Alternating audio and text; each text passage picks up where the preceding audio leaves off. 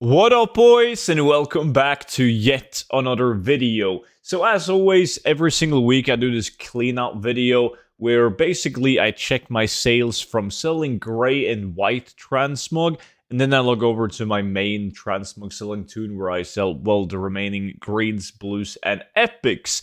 And everything that I'm showing right here is quite low maintenance because the majority of the gold just comes from crafting transmog and putting it up on the auction house. So once you have it set up and you have all the patterns and the plans, you need some capital, like starting gold, to be able to afford the materials to craft the items, because you don't want to spend time farming the materials unless they are really expensive. You literally just buy the materials, craft it into transmog, sell it for a profit, rinse and repeat. And everything that I've been talking about and more is of course included in the 0 to 10 million gold guide. So if you guys haven't picked it up yet, use the discount code DRAGONFLIGHT to get it for 50% off.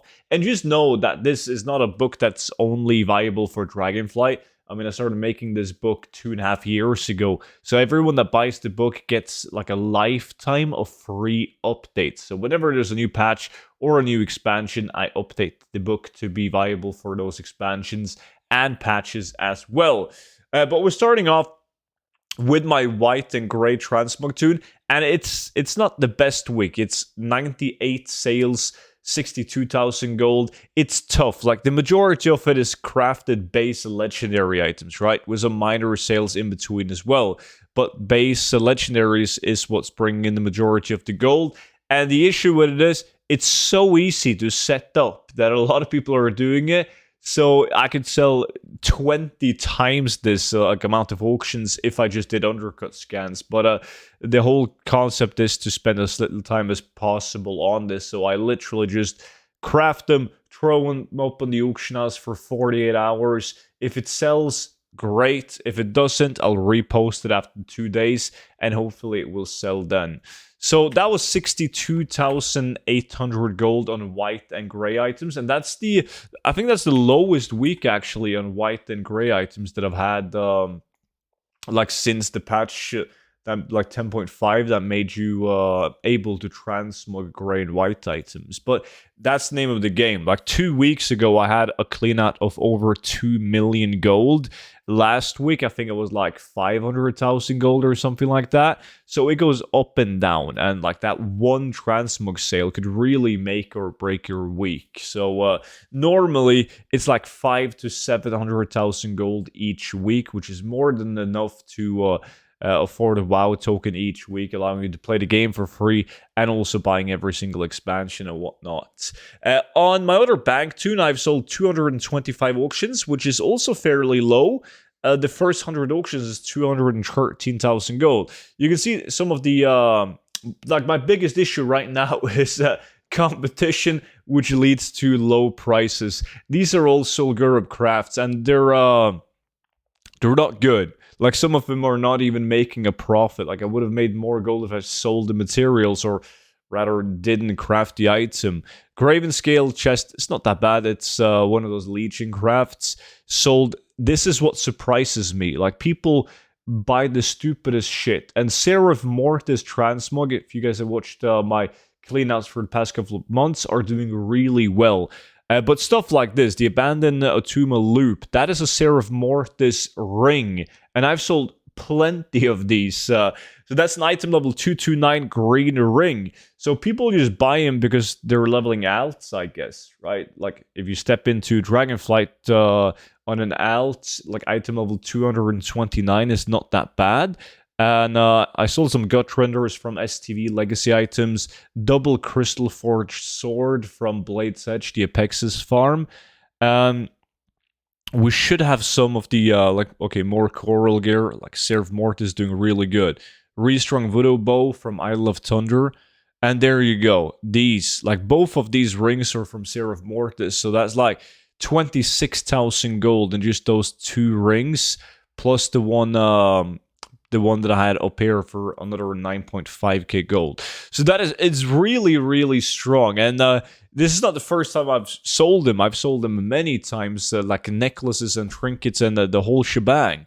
Also selling more Coral, Reef Walker, and the Staccato items, so Nasiatar and Seraph Mortis. A lot of people are sleeping on these items, but they are unique appearance, so every single collector needs them, but also people that have a ton of alts stuck at 60, or when the alts reach 60, they don't mind spending a couple, like a small chunk of gold for these green items to get like way higher item levels. So they are really, really good. But 213,000 gold on the first 100 auctions. I have no clue what's hiding in the mailbox because I haven't really paid attention if there's been like any big sales. But that would be sweet if I could get saved by a big sale. So the goal is always a WoW token a week.